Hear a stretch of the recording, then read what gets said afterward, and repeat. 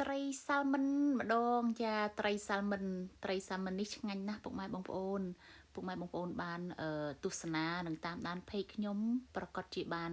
ស្គាល់ត្រីនេះច្បាស់ណាស់ចាស្រួយស្បែក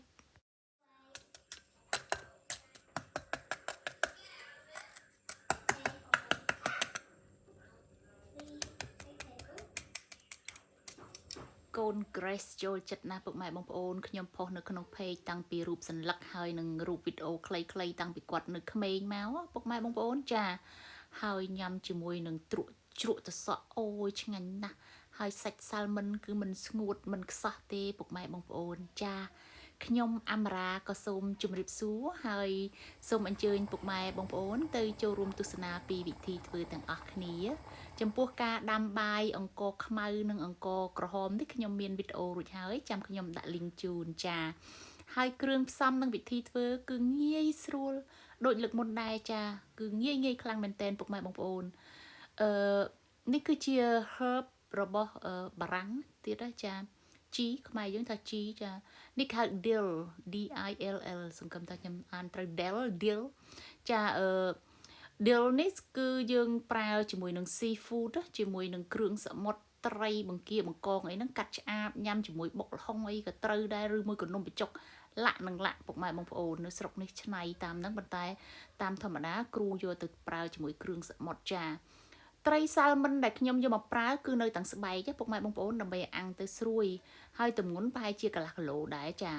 ខ្ញុំយកមកលាងសម្អាតកោសថ្នមដើម្បីឲ្យរំអិលរបស់ត្រីហ្នឹងគឺអស់អញ្ចឹងទៅមិនសូវជាមានរំអិលប្រហែលទេចាប៉ុន្តែដោយសារខ្ញុំដាក់កកហើយខ្ញុំយកមកវិញចាអញ្ចឹងមាននៅសល់រំអិលខ្លះដែរខ្ញុំកោសទាំងពីរអញ្ចឹងមកឲ្យស្អាតអញ្ចឹងមកណាកោសថ្នមព្រោះឯកូនខ្ញុំត្រូវការស្បែកដើម្បីឲ្យស្រួយហើយស្បែកហ្នឹងគឺសម្បូរខ្លាញ់ជាតិខ្លាញ់អូមេហ្គា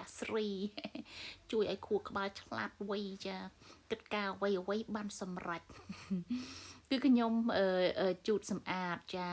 ឲ្យអស់ទឹកអញ្ចឹងណាចាមិញហ្នឹងលែចារវល់ទៅបិទភ្លើងបាយចាជូតសម្អាតឲ្យស្ងួតចឹងមកចាឲ្យស្អាតចឹងមកណាចាពុកម៉ែបងប្អូនខ្ញុំមិនពាក់ស្រោមដៃទេដោយសារដៃខ្ញុំនឹងលាងចង់100ដងហើយចានេះគឺជាអំបិលម្រេចអំបិលខ្ទឹមធ្លាប់មាត់តាមអំបិលម្រេចខ្ញុំពុកម៉ែបងប្អូនគេហៅ garlic salt ចាមានរសជាតិអំបិលហើយនឹងខ្ទឹមលាយនៅក្នុងនឹងចាហើយចំណែកឯ dill នេះ dill ហ្នឹងគឺខ្ញុំហាន់តូចមកឈ្ងុយណាចាប៉ុន្តែម្ដងខ្ញុំមិនសូវចូលចិត្តដែរដល់ពេលយូរទៅคล้ายទៅជាទម្លាប់ពេលខ្លះនៅខ្ញុំ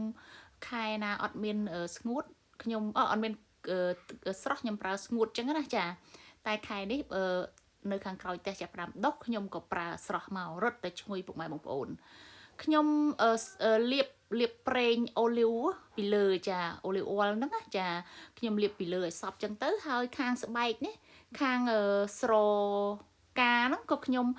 ដាក់អំបិលចាដាក់អំបិលខ្ទឹមហ្នឹងណាចាហើយខ្ញុំដាក់អូលីវអ៊ុលប្រេងអូលីវអ៊ុលពីលើហើយផេតវាចាស្ទាបប៉ះថាមិនទេនេះចាដាក់ពីលើត្រីស្រកាត្រីហ្នឹងណាពុកម៉ែបងប្អូនចារួចហើយទៅបានខ្ញុំយកទៅដាក់នៅក្នុងម៉ាស៊ីនចាហើយចំពោះការដាក់នៅក្នុងម៉ាស៊ីនហ្នឹងគឺខ្ញុំមិនមែនដាក់អាំង grill ទេណាពុកម៉ែបងប្អូនគឺខ្ញុំដាក់អក្សរ roast គឺដុតចានេះខ្ញុំតម្រៀបដាក់អញ្ចឹងមកចាហើយចំពោះការដុតរបស់ខ្ញុំហ្នឹងគឺមិនយូរទេតាមទំហំត្រីដែរកន្លែងនេះពុកម៉ែបងប្អូនអាសាមកចូលឆែកមើលណាខ្ញុំដាក់ហ្នឹងគឺចំនួន30នាទីគឺ perfect តែម្ដងព្រោះត្រី salmon បើសិនជាយើងចម្អិនយូរពេកធ្វើឲ្យជាតិត្រីខ្សោះដល់ពេលខ្សោះទៅអត់មានជាតិឆ្ងាញ់ទេចាវាអត់ទន់ណាវាទៅជាស្ងួតចាអត់ឆ្ងាញ់ទេនឹងคล้ายទៅជាត្រីឆ្អើរវិញហើយពុកម៉ែបងប្អូនចាខ្ញុំសូមអភ័យទោសផងបើសិនជាការអត្ថាធិប្បាយទៅមានការលឺលួសអីពុកម៉ែបងប្អូនខ្ញុំសូមអភ័យទោសចាអូខេបន្ទាប់ពី30នាទីហ្នឹងពុកម៉ែបងប្អូនចូលទៅឆែកមើលឬថាយើងគោះមើលយកចង្កឹះគោះមើលតើស្បែកនឹងស្រួយហើយឬនៅពេញចិត្តប៉ុណ្ណឹងទេធ្វើយ៉ាងម៉េចធ្វើកុំឲ្យតែស្ងួតខ្លាំងពេកជាមួយនឹងសាច់នឹងមកចាប៉ុន្តែខ្ញុំចំពោះទំហំត្រីរបស់ខ្ញុំហ្នឹងប្រហែលជាកន្លះគីឡូតាមធម្មតានៅស្រុកនេះម្ដុំប្រហែលជា2ខាំជាងបន្តិចចាពុកម៉ែបងប្អូនឥឡូវនេះគឺ dinner ខ្ញុំរួចរាល់ហើយខ្ញុំធ្វើបន្លែស្រស់បន្តិចចាបន្លែដើម្បីឲ្យមានបន្លែខ្លះ មានសណ្ដែកខៀវរបស់ខ្ញុំហ្នឹងខ្ញុំដាក់ស្រុះជាមួយនឹង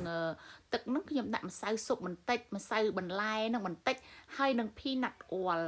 oil ប្រើជាមួយនឹងការស្រុះបន្លែអស់នេះគឺឆ្ងាញ់ណាស់ចាពុកម៉ែបងប្អូនមិនមានយើងប្រើប្រេងល្ងក៏បានដែរចានេះ